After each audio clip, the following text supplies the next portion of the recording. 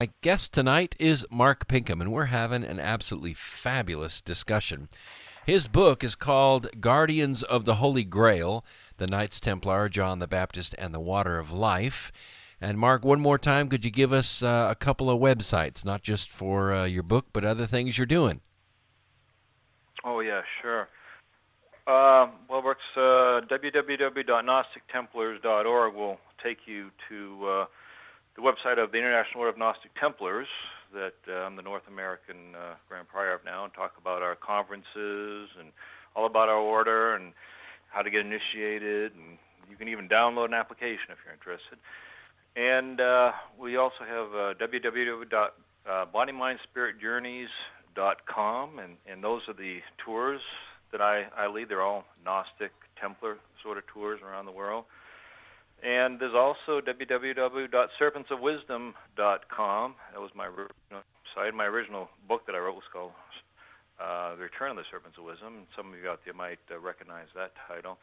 But it talks about the work that I do, is a lot of my shamanic work and alchemical and astrological work. So there's three good websites there.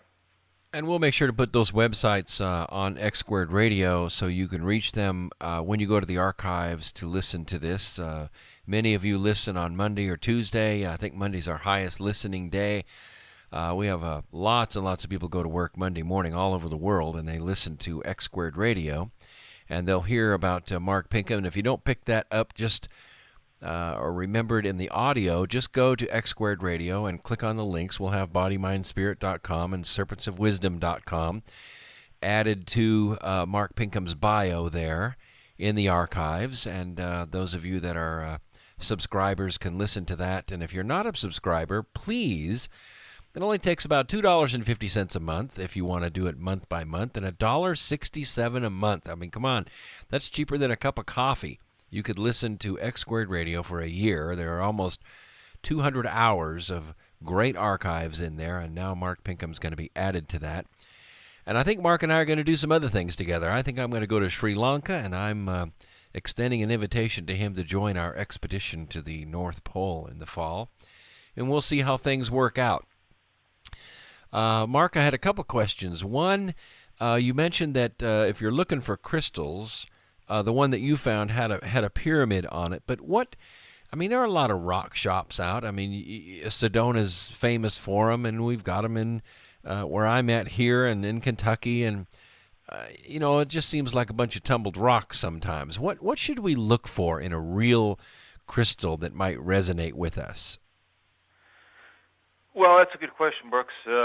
That's actually part of what I do. I'm a Vedic astrologer, and when you get your Vedic chart done, it tells you exactly what stones are best for you, your true birthstones. I tend to subscribe more to the Vedic system than the Western system of astrology because I think it's more accurate, and it's based on the sidereal zodiac, which I think is more accurate than the tropical zodiac we observe here in the West. But these stones that are right for you, if you wear them, they're going to strengthen your physical body. They're going to strengthen your personality. They're going to help you to fulfill your destiny here on Earth. And besides that, there's also stones that are associated with the lucky houses in your chart. And if you wear those stones, it'll bring forth all the lucky events associated with those houses. And also, everybody throughout their life, they are, at any given point in time, they are moving through a cycle that's ruled over by a certain planet. Now, you might be in your Jupiter cycle, I might be in my Saturn cycle. But if you wear stones ruled by Jupiter, it's going to help you. It's going to support you in moving through your Jupiter cycle. So there's 3 or 4 different stones that people should be wearing all the time. Wow. Well, I wear malachite because I just have gifts that people talk about, and they do seem to manifest from time to time. So I wear a malachite in my necklace. But when you talk about the zodiac, are you talking about like Aries and Pisces and Gemini, or? I'm talking about mainly talking about your ascendant, which is going to be one of the 12 signs. But Mainly, it's the planet that rules over your ascendant, that rules over the different stones that you should be wearing. And how do you determine which planet for that is? Malachite's ruled over by Mercury, Okay. which is Hermes, which is Thoth, which is an alchemical stone, and it's also associated with the fifth ray in the Gnostic world. We're Gnostics, and so this is another way we look at it, that every one of us is aligned with one of the seven rays, and we've got lords of those seven rays that are assisting us and supporting us in this world. And if you are wearing a fifth ray stone, like a green stone, you will have Hermes that will be more there and accessible to you to assist you in your work. And certainly, if you're an alchemist, that's what you want. Well, I wouldn't fight off alchemy right now. Putting on an expedition of this size, I was part of the expedition as just a contributing scientist last year, and then unfortunately our expedition leader died last summer, and I was elected to lead. And so last September I was just sort of handed the reins, and since that time I've tried to put together the best team that I can, and of course raise the funding. The rest of the funding needed to go, and we've been somewhat successful in that, but we're not there yet. And maybe how you came up with your funding. I'm trying to drum up the funding I need for Sri Lanka right now. Oh yeah, well I know what you mean. Yeah. There's plenty of money out there. It's just a matter of how to draw it to you. Yep. And I recently took Merkaba meditation training, and I've learned a little bit about how to manifest from our own consciousness those things that we want and that we need. And I'm getting better at it, it seems, because things are beginning to turn. And we've been somewhat successful with private donations, and we've made some really good presentations to different producers. But, of course, one expedition this size is way, way too large for even the cable channels like Discovery or History to do. This is way out of their budget. They're into the $100,000 documentaries, not the $1 million documentaries. So this is going to be done with private funds, and that's a good reason why no one's ever done this expedition before, because it's not easy. This is going to be very hard, but we like doing hard things. We like doing the impossible, and X Squared Radio has beat the odds many, many times. Well, if it's meant to happen, if it's time to happen, it's going to fall into place, and even if you resist it, it's going to fall into place. So. Yep. Well, that's what we find out. Now, I want to ask you about your experience in the sarcophagus at the pyramid, if you want to talk about it. Sure. Yeah. Well, it was actually the first time that I was in the sarcophagus. That was some years ago when Andrea, my wife, and I were on a site inspection tour in Egypt, and so it was just us together checking out the different sites and hotels and so forth. And so you weren't part of a tour group, right? It was just you and your wife? It was just the two of us. Yeah. I find those are better, don't you? Oh, this was fabulous. I mean, they rolled out the red carpet wherever we went, and we were able to be in the King's Chamber by ourselves for 45 solid minutes, which was very nice. And so we both took turns in the sarcophagus, and my experience right away was that it was almost like you think of these planes that drop the bombs. The bottom kind of opens up, and the bomb falls out of the bottom of the plane. Oh, like the bomb bay doors opening? Yeah, that's kind of how it felt. Like the sarcophagus opened up its bottom doors, and I was the bomb that it emitted. I was just kind of finding myself floating in space. And there I was, and for some time. I mean, it was very incredible, really.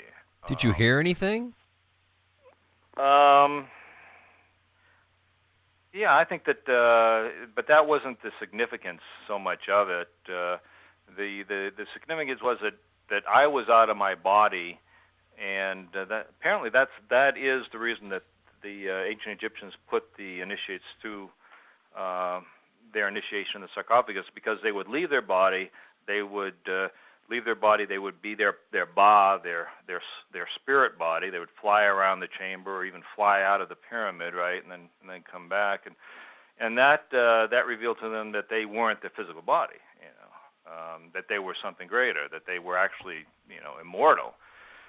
And so that was that experience, the classic experience of just becoming the Ba, becoming the soul body, and just flying through the universe that way, and then knowing that, I'm not the physical body. And did that change you, or is that something that you expected to happen, or were you just kind of open to anything? Well, yes and no. I mean, I've been meditating for a long time, and I've been having a lot of astral travel experiences for a long time too, and traveling in different universes and so forth that way. But what did change me, and I'm not sure I can even put my finger on it, but when Andrew and I left the pyramid that day, we'd known that we'd gone through initiation. We could just feel it, and things started accelerating our lives, and our lives, when we returned to them, were definitely different in some ways. But so I don't think you can go into the King's Chamber and lay in the sarcophagus without really going through an initiation. It's just going to happen on some level, to everybody. Did you now you had already written books before this, but did you find your creative abilities, your abilities to write and communicate and visualize, did you find those changed from that day forward? They might have been enhanced a bit, yeah. But the first day when we arrived in Egypt, we were given a room in the Mina House, which is a hotel right next to the Great Pyramid, and we had a porch attached to our room that right on to the Great Pyramid, and so immediately that's where I went and just hung out there and meditated on the Great Pyramid, and I could feel my third eye just go wide open, and I started receiving all this information, and my wife can tell you that I was going nuts running back and forth into the room trying to find scraps of paper to write it all down on. And a lot of that information became, it was some of the information in my third book, and but it was just pouring right into me. So my belief is, you don't even have to go inside the Great Pyramid, to have these experiences, or to get your third eye open, or to feel the effects of the pyramid. You don't even have to go inside of it and you'll be changed. You just have to be, within its energy field, and it'll change you. Well, I'm excited. I'm going to Egypt in October for 14 days with my friend Maureen St. Germain and her group. I don't know how large the group's going to be, but it's going to be good. Are you going into the King's Chamber then? Yeah, we're going into the King's Chamber. We're going to Denderos and Abydos and try to. I don't know how much we're going to tour, but it's definitely a hectic schedule, and I'm looking forward to it. I've never been there, and I just want to experience it. Oh yeah, you'll love it. It's amazing. I mean, but it's always hectic there because there's so much to see in such little time. But it's amazing, especially Abydos, where you've got a temple there that's the architecture is like no place else in all of Egypt, and they've dated that back to like 11,000 BC, I guess. Well, isn't there a race called the Hathors that I think there are statues there of those? What do you know about the Hathors? Well, yeah. Well, they were a race that came from Venus, but there were a number of different races that came from Venus. This particular race had to do with sound vibrations specifically, and this is why you have Hathor, the goddess of sound and dance and singing and so forth, and Dendera. So they were specifically related to that, just like that's the cow goddess, and of course the cow was Taurus and the zodiac, and Taurus was over the throw, singing and dancing. And it's very very playful sort of energy. So some people were very much aligned with the Hathors. I mean, my old friend of mine, Tom Kenyon, for example, one of the best toners on the planet, and he started channeling the Hathor some time ago. So they opened him up, and they teach him the secrets of sound healing. So that's what they're all about, and certainly I'm sure their energy is still there at Dendera, and you can still encounter them if that is your work, and that's what you're supposed to be doing, is opening yourself up to those vibrations, and maybe perhaps teaching those vibrations to others. So the Hathors were a playful race? I mean, they had fun? They came here for fun? Well, they were, yeah, essentially. They were apparently kind of a joyous sort of a race. Well, that sounds awesome to me. I don't like the conquerors or the gold slavers. I like the idea that people just travel around and share their songs and their dances like the Indians and and just have Well, fun. then you'll love Denver, because that's what it was all about there. I mean, Hathor was Venus. She was the goddess of Venus, and so Venus was about playful. It was passion, certainly sexual passion. They did sexual tantra there, I guess, right there in the temple. But it was Venus is all about beauty and harmony. You see, Venus rules over song and dance and art and all those beautiful things, and of course love. And so maybe you'll find your place when you go to Dendera. Maybe you'll find your deity in Hathor. In the ceiling, I might be just way off here because I haven't been there, but in the ceiling, isn't there a relief that's got some Vedic craft? The Vimana, are they not? I don't know. It might be not those buildings, but I know I'm in the right country at least. Yeah, right. I think it's Abydos. I think actually. But actually, I don't know about them being Vimana. I think that I've seen a couple of those released, and it looks like they've actually got wings. They kind of look more like rockets, I think, actually than actual spaceships or not so much like discs, more like rockets or airplanes or something. Yeah, I thought one looked like a Black Hawk helicopter. Yeah, something like that. I think it's in Abydos, actually. I think you'll find that there. Yeah. Well, that's really exciting. Now, we might have covered this in the first hour, but I want to try to cover this because I've had some people tell me that Osiris really didn't exist, that he was just a philosophy or a religion. But what is your knowledge of Osiris? Osiris is a principle. He's a netter. He's a principle. He's an archetypal principle. All the gods and goddesses of Egypt, they were netters. They were principles of nature. And Osiris was basically the lord of nature. He was the Green Man himself. And so he was the one that they called upon every spring to grow their crops. He was the one that was born in the spring and died in the fall. And he was his death by Seth was in the fall. And so the common people knew him as as the Lord of Nature. But in the spiritual traditions, they knew him as the archetypal initiate who died and was reborn, during the time of Scorpio.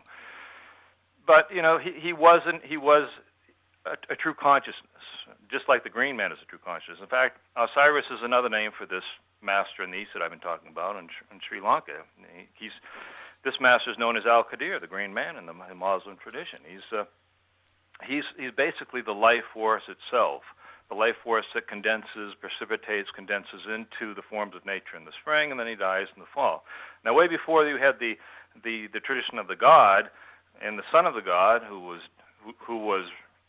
died and was reborn, you had the tradition of the goddess and her son did the same thing. He died in the fall and he was resurrected again in the spring. He continually went through this cycle of death and rebirth.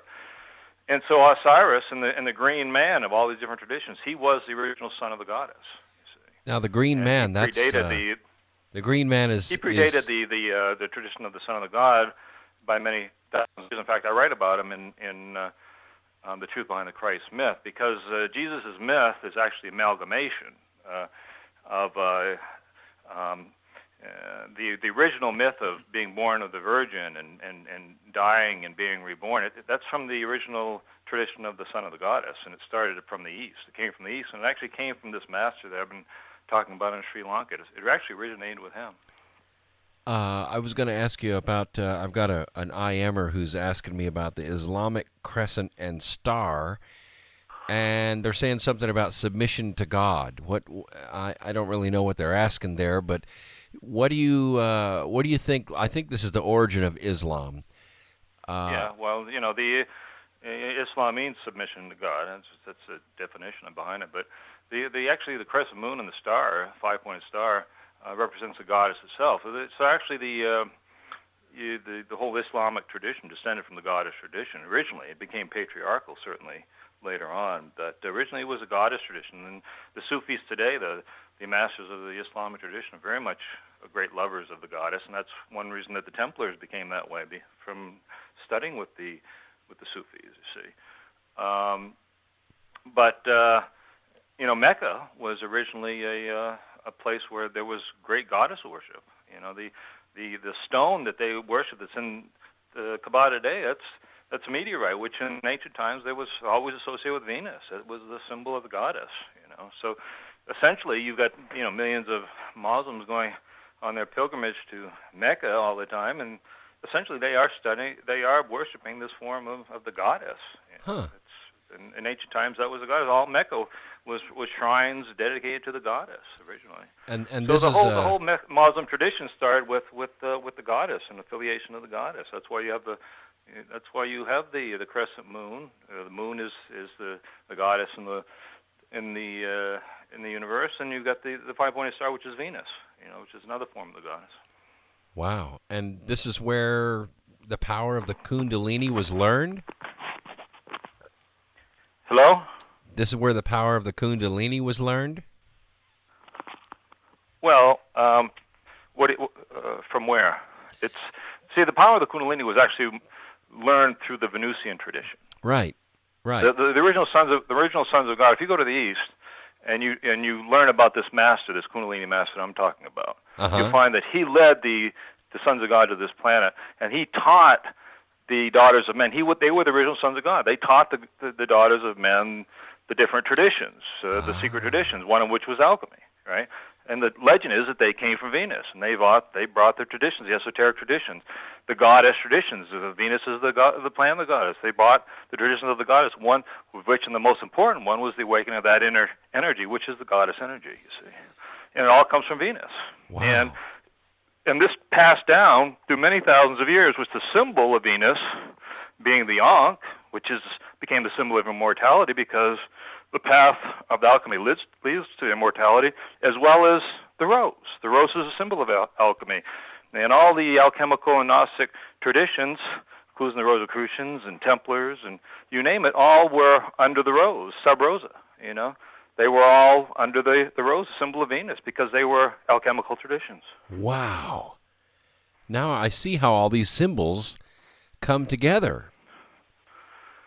Right. Exactly. Now, oh gosh, this opens up a whole about 3 more hour show here. Now this tantra that you were talking about, this is important to the propagation of the Kundalini? Well, tantra it takes many different forms, one of which is sexual tantra, but tantra is simply uniting the male-female principles together, right? In order to create that essence, that kundalini, that fiery essence. You can do it by uniting the genders together, certainly, in the kidneys. The Taoists do it that way. You can unite the polarity just by crossing your legs and crossing your arms, because the right side is male, while the other side's female. There's many different ways to do it, but the tantras are these books that are full of these ways of how to unite the polarity together and activate the alchemical processes within the human body. You know? Do you think this is how planets are created? Well, certainly there has to be the union of the male-female principles in order for anything to be created. You know, and that is. It's basically, in the East, they have what they call Advaita philosophy, non-dual philosophy, in which they say that basically that the God, the original spirit, was an infinite spirit, that when he went to create the universe, he became the goddess. He became energy. He became power. The goddess is the power and the wisdom of the God, and so they're always interconnected. They're one and the same. But in the way that they are represented in the East is the God goddess in this eternal embrace. You know, but in the East it's saying you can't create anything unless you unite the polarity. That's why the genders can't create anything unless a male and a female come together. It's just the way it is. What you're creating is you're creating the life force. You're creating life force. That's why if you say, well, you're uniting spirit and matter together, you're raising the frequency of matter to pure life force. And so in the spring, you've got the body of the goddess as the world, and you've got the god as the sun that comes and sends his seed into the world, and bam, you've got the green man. You've got all the forms of nature, which is the green man, which is the son of the god and goddess. You've got the life force as the green man. So yeah, I mean, you always have to unite the polarity together in order to create life in any form. Now, a lot of people don't know what the Green Man is or where the Green Man can be found. Is this the Green Man that's carved into the ceiling at Roslyn Chapel? Yeah, well, actually, he's everywhere in Roslyn Chapel. I think they've counted like 103 Green Man heads in Roslyn Chapel. But anyway, the Green Man is a true consciousness. All right, think about the sons of God, and how the leader of the Son of God became the Great Watcher, or some of the sons of God became the Great Watchers. Right, right. So their eyes basically are everywhere at all times. Well, that is essentially the Green Man. And he will appear to you in nature as you're walking along, and all of a sudden, it's like all the flowers and leaves and trees and plants, they all open their eyes at the same time, and you see millions of eyes around you. That's one way that he manifests. Wow. And I'll tell you something that's rather unusual that most people don't know about, is that if you look at those eyes, you'll notice that they're not normal human eyes. Yeah. They're actually the eyes you see on peacock feathers. Oh, yeah, and yeah. then oftentimes if you look closely, you'll see that those eyes are actually connected to peacock feathers. All the different forms of nature turn into peacock feathers, and the peacock feathers unite as actual peacocks. Another name for the Green Man is the Peacock Angel, you see. It's everything merges in to become peacocks. It's a very unusual thing, but once you've seen it, you'll know that all you have to do is tweak your perception a little bit, and you can see it. It's very, very bizarre, but not many people know about that. Well, and that's what I've experienced in my shamanic path. I might have stumbled into it. I recently became a trustee and helped found a company called Phoenix Science Foundation, which is it's in the process of becoming a nonprofit to help bring new energy devices to market. But in drawing the logo, the Phoenix normally has something like an eagle head, but we decided to put a peacock head on the Phoenix. Mm-hmm. So interesting.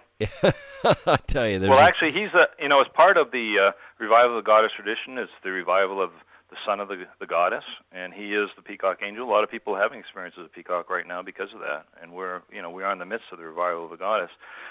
Let me tell you one more thing about the Peacock Angel. You see, because when the sons of God came here and they taught the daughters of men the secret mysteries, right? Right. They were the mysteries of alchemy. They were mysteries of evolution, and they set up schools of alchemy and yoga at the time, and eventually these schools became the schools of the Great White Brotherhood. But anyway, there were two leaders of the Sons of God. One was Sanat Kumara, this master of the living in Sri Lanka. He's got his temples in Sri Lanka today, and then the other was Sananda, and Sananda, he's known as he's taken many incarnations. His last one was Jesus, right? They say. But anyway, it was those two that set up these ancient schools of the mysteries. And after they'd set up the schools, they decided, well, we're going to stick around. We're going to stick around. We've done a lot of work here. We want to make sure that humans can really benefit from this. So they stuck it out, and they decided, well, we're going to oversee the unfoldment of human evolution here. And so Sananda at the time says, okay, I'll keep reincarnating and spreading the wisdom. And then Sananda says, well, okay, but I'm not going anywhere. I'm staying right here. And I'm actually, as strange as it sounds, he decided to merge his spirit with the spirit of this earth, and that's when he became the Green Man. And from that point on, he became the Great Watcher too. So he's watching over us every moment of every day. But when you have that experience, you realize that it's absolutely true, because one of the ways that he manifests is it's just as a peacock, right? That's one of his forms, and when you're in his realm, so to speak, everything turns into peacocks. It's because the earth is his physical body, and the whole world is basically peacock. It's the wildest thing, How about that? But that's a tradition that's just coming around now. The Yazidi people in northern Iraq, the Kurds, they've known for thousands of years about the Peacock Angel. He's their main deity, And a lot of the fascinating masters and teachers all through the East, they know about the Peacock Angel. We just don't know about him here because, not too many people have seen him. But now that we have the revival of the goddess tradition, a lot more people are going to see him now. I have another person who's instant messaged me and wants me to ask you if you know anything about the pyramid that's been found in Bosnia by Sam Osmanagic. No, I have to say I haven't heard anything about that. All right. Well, I think it's I don't relatively really want new. to comment on something I don't really know anything about. No. Yeah, I think it's relatively new. I don't know. Sometimes they just send me messages and they want me to ask the guests, so I ask. Sure. These schools of enlightenment, I understand one of the schools was called the School of Marys, and it's where Jewish women were taught how to be wives. Not that they all became wives, but that maybe Mary Magdalene actually came from one of these schools.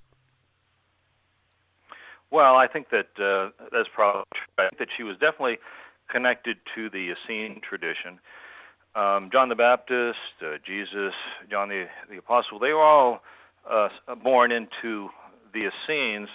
You see, the Mandeans, when they came from Sri Lanka, when they came west, they merged with the Sumerians, the Persians, the Egyptians. Finally, they merged with the Essenes. And when they did that, they actually founded the branch of Essenes known as the Nazarenes or the Nazarenes. I mean, Nazarene in the Gnostic Gospels have nothing to do with Nazareth, absolutely. I mean, it actually means wise man. It doesn't mean a place. But they were born in the Nazarene or the Nazarean sect, and the people in this sect were the Kundalini masters. Nazarene comes from Nas. Its root is Nas, meaning serpent. These were the masters of the serpent energy, you see. And I believe that, if nothing else, Mary was definitely very much involved with that particular sect. And a lot of people think she was actually a direct disciple of John the Baptist, too. So she was, in a sense, could have been a co-disciple of Jesus. Well, didn't the Essenes come from an earlier sect called the Tat Brotherhood? Well, I mean, there was many different lines that contributed to the Essenes. There's no question. This was one line that contributed to them, which was the line of the Mandeans. It was from the Mandeans that the Essenes acquired the rituals around baptism, water baptism, for example. Ah. But there were many different lines that fed into the Essenes, certainly. All right. Wow, outstanding stuff. I tell you, this is just utterly fascinating.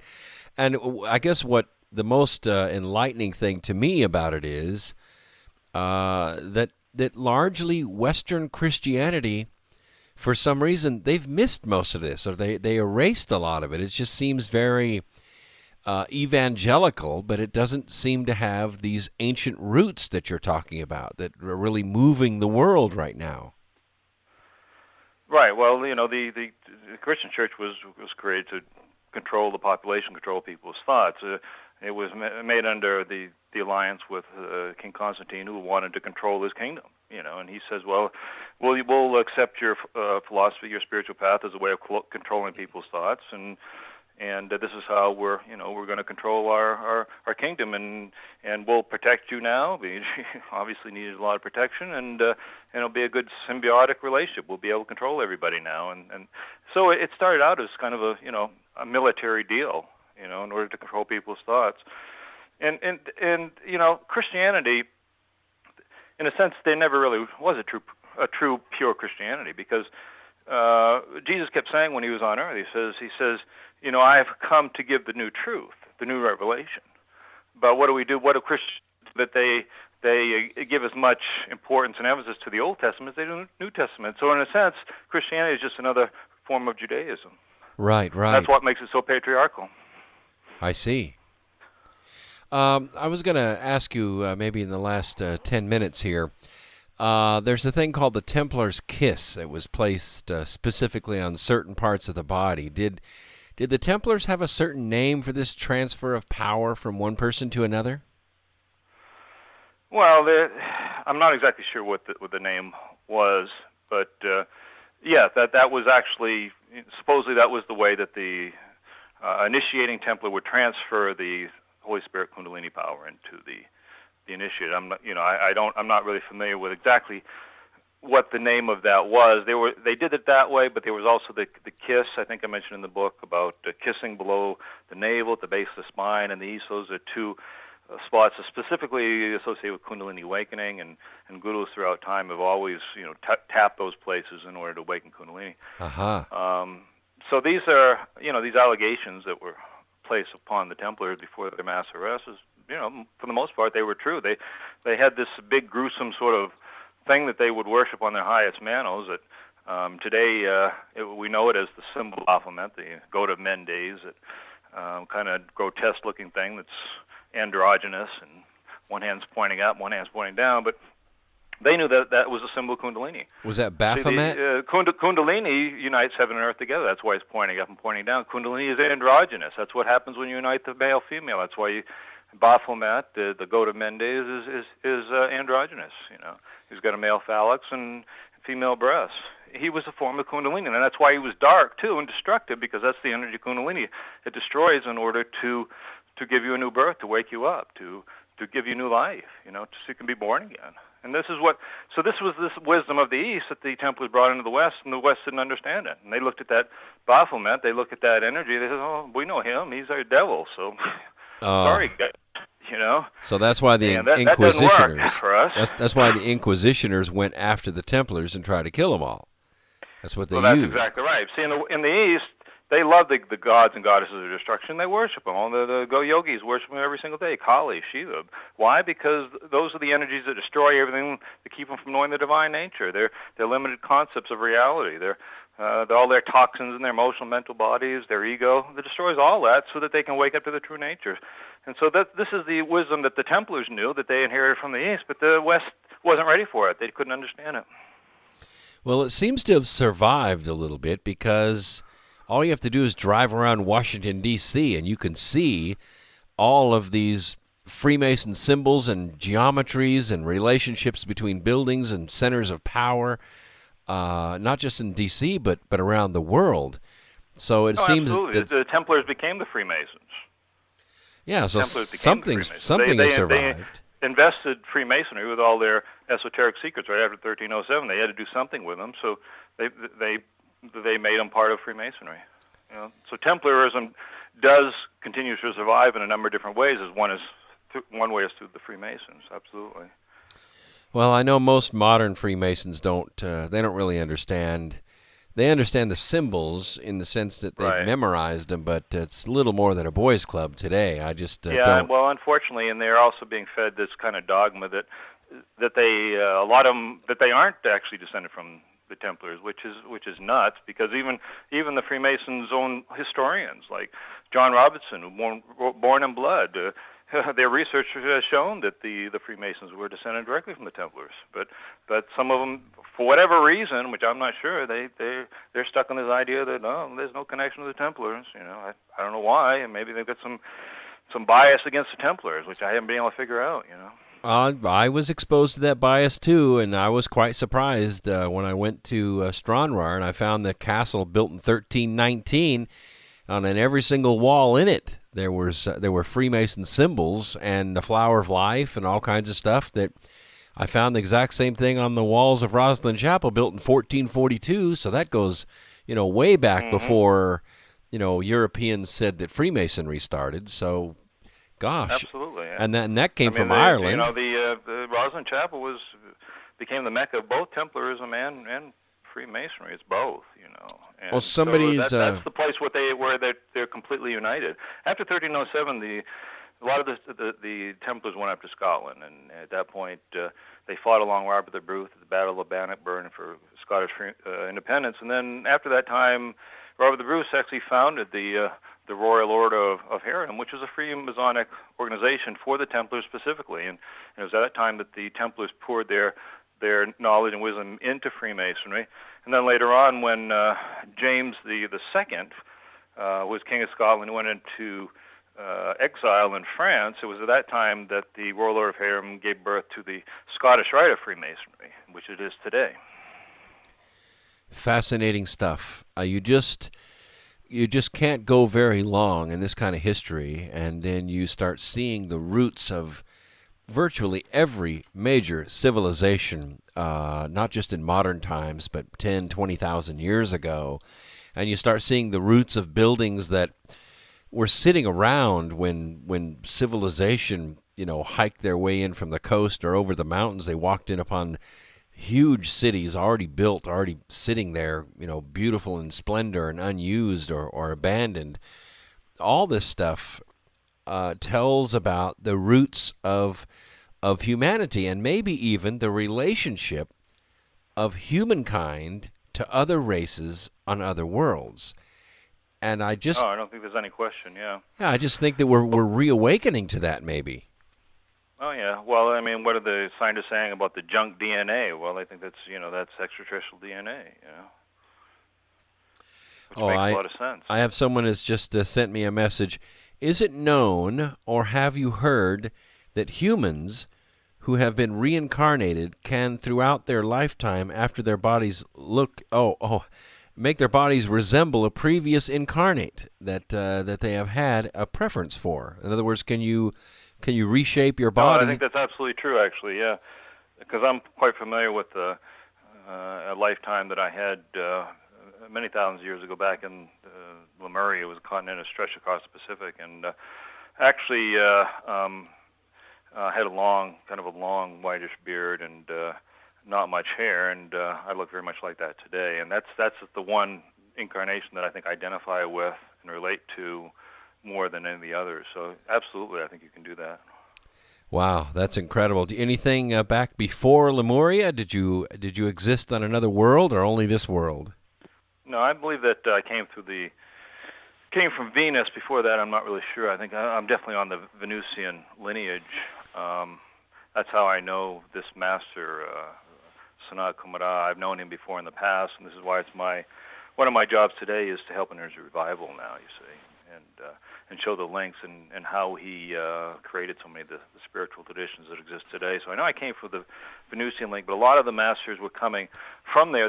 Before that they were coming via the Pleiadian connection and also the Syrian connection. So I think I've been through those portals, maybe both of them at different times. I can't say I've woken up and had really very, very distinct memories of that. It's been more along the Venusian line. That I'm quite clear about, but before that, I haven't had so much clarity on. Wow, amazing. So you come with great enlightenment and a playful heart, and that's good. I think. Well, I hope so. I think this isn't going to be the last of Mark Pinkham with me anyway. I'm gonna try and hook up with you. I'm going to try and go to this thing in Sri Lanka. I really want to take part in that. I look at the Agnew line, and there aren't many of us around. If you open up the phone book, there just are not many Agnews, and the reason, I think, is because the line has been pretty much wiped out in warfare or in land transfers or various things. But I do look back and see a line of preservation, and that maybe I'm here for a bigger reason than just to be a physicist and teach and lecture. And maybe well, I certainly welcome the idea of you supporting in the conferences that we're doing, and I think that I say thing when we went to Sri Lanka, or I was in Sri Lanka recently, and going around the island, talking to people about it and getting speakers for the conference. Everyone was like, "Wow, that's it! This is incredible! That's just what we need right now." I've never seen such excitement, and it really feels like now is the time for these things to happen, and so I'd like you to be involved. I'd like everyone to be involved. Well, do me a favor. Send me a banner that you guys have put together on, and I'll post it on X Squared Radio and on Phoenix Science Foundation's website, and we'll send out some flyers with the books that we sell out of our warehouse, and we'll just see how many people can resonate with it. Yeah, that'd be fabulous. Great. I appreciate that. Yeah, I mean, any way I can get the word out right now is what I'm trying to do. So. Sure, I understand. When you're having a conference like this, a couple hundred people's nice, but 10,000 people would be a lot better. And well, we have a hall right now that's going to seat 1,000, so ideally we'd like to get at least 1,000. Yeah, that's what we're shooting for. So. Well, then that's what we'll manifest. That's what we're all about here, to try to help those things to happen. My guest tonight's been Mark Pinkham, and his book is Guardians of the Holy Grail. He has a couple of great websites, bodymindspirit.com, serpentsofwisdom.com. And are there any parting thoughts the last couple of minutes that you have for us? What are you going to be doing the next 60 days? Well, I'm going down to Peru. There's a gathering of called the Condors and Eagles. Eagles are North America, and the Condors are South America. And the prophecy is that when the condor flies with the eagle, then peace will reign throughout the Americas. So we have a lot of Native American elders down there that are going to be doing a lot of rituals in order to help make that happen. And of course, we're in Peru, we're in Titicaca. This is the homeland of the goddess. It's all about helping in the revival of the goddess. So the goddess is all about bringing everything back together. You know, patriarchy, the male principle is divisiveness, is control and domination, and the goddess brings things back together. It's love and allowance, and so we're helping that to happen. I mean, all my books are dedicated to the goddess tradition. Our Templar organization is dedicated to the goddess, making this happen all around the world. And so this is one step there is to bring people together. And so we're going to be doing that in Peru, and I leave there next Sunday. Well, it's actually going to be on the equinox, and so it's going to be 7 p.m. Eastern time that we're going to be doing this, and so everyone can be involved if they'd like to tune into what we're doing at that time. You know. Well, this is great. Well, you've taken another step here on X Squared Radio, and it's great guests like you that make X Squared Radio grow so fast, and hopefully we've given you the opportunity to tell a story you haven't got to tell somewhere else. And this is I'd definitely be interested in coming back at some point too and talking some more. So. Excellent. Open invitation, and we'll definitely do it. I appreciate you coming on the program tonight.